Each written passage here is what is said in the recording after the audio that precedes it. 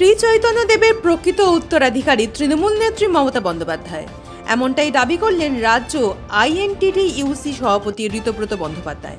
Indas block Trinamool আয়োজিত বিজয় সম্মেলনীতে বক্তব্য রাখতে গিয়ে ঋতব্রত বললেন, চৈতন্যকে মনে করা হয় হ্যামলিনের বাঁশিওয়ালা।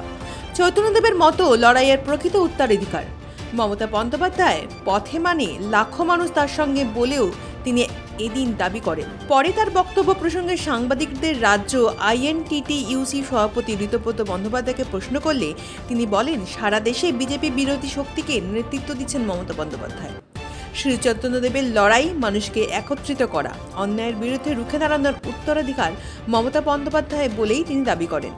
ইন্দাস ব্লক তৃণমূল আয়োজিত বিজয় সম্মেলনে রাজ্য আইএনটিটিইউসি সভাপতি ঋতব্রত বন্দ্যোপাধ্যায় ছাড়াও উপস্থিত ছিলেন বিধায়ক আলোক মুখার্জি, দলের জেলা সভাপতি সুব্রত দত্ত, ব্লক সভাপতি শেখ হামিদ সহ অন্যান্যরা। উন্মাদনা ছিল তা তো আপনারা দেখেছেন, দুপুর থেকে রোদ ছিল, তার মধ্যে এত মানুষ এখানে আছেন এবং অনুষ্ঠান এখনো চলবে।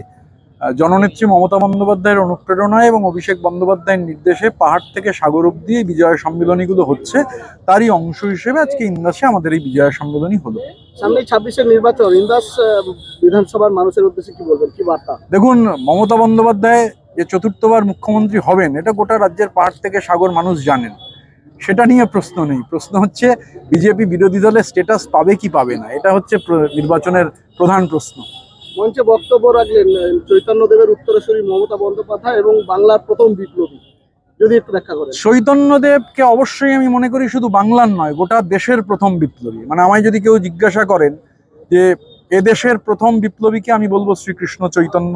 প্রথম মিছিলকে করেছেন শ্রীকৃষ্ণ চৈতন্য, প্রথম স্লোগানকে দিয়েছেন শ্রীকৃষ্ণ চৈতন্য, এমনকি প্রথম বাংলা ব্যান্ডের জনক সেটাও শ্রীকৃষ্ণ চৈতন্য, প্রথম সমাজ সংস্কারক তো অবশ্যই।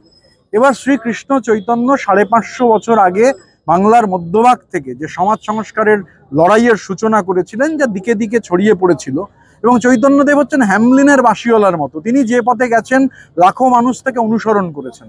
এখন এই যে ডিএনএ, বাঙালির যে 5000 বছরের ডিএনএ, আমি যেটা এখানে মঞ্চে বললাম যে চৈতন্যদেবের প্রকৃত উত্তরাধিকারী মমতা বন্দ্যোপাধ্যায় এই কারণ মমতা বন্দ্যোপাধ্যায় পথে মানে লাখো কোটি জনতা তার সাথে।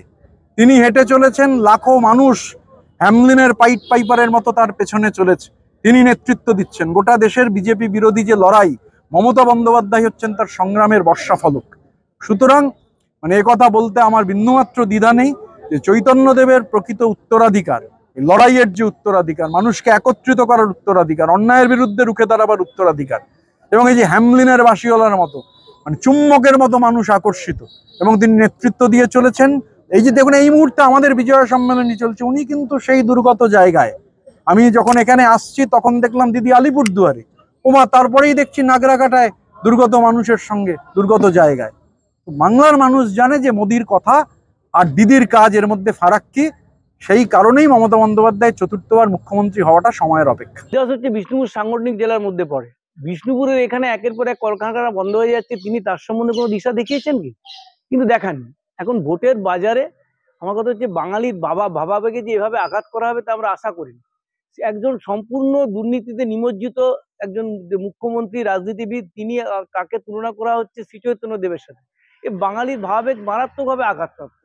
কোথায় একজন শ্রীচৈতন্যদেব আর কোথায় একজন দুর্নীতিগ্রস্ত মুখ্যমন্ত্রী, যেখানে দিনের পর দিন মহিলারা অরক্ষিত, ধর্ষিতা, চাকরি চুরি হয়েছে, বালি চুরি হয়েছে, কয়লা চুরি হচ্ছে, রাজ্যের সমস্ত কিছু গাছ সব চুরি হয়ে যাচ্ছে। সেই রকম একটা মুখ্যমন্ত্রীকে তারা কি করে করেন সেটা তারা বলতে পারবেন। তবে আমার মনে হয় যে বাংলার মানুষ এই জিনিসকে ভালো করে মেনে নেবে না, আগামী 26-এর ভোটে এর উত্তর দেবে।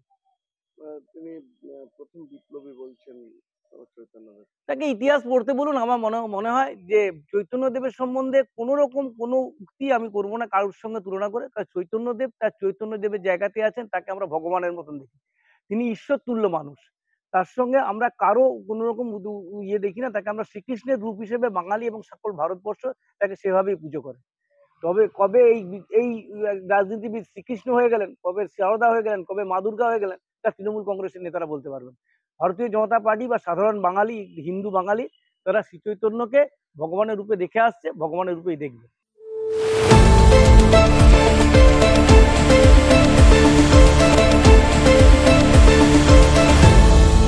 আপনারা দেখছেন এই বেলা বাংলা, শিরোনামে সবার আগে।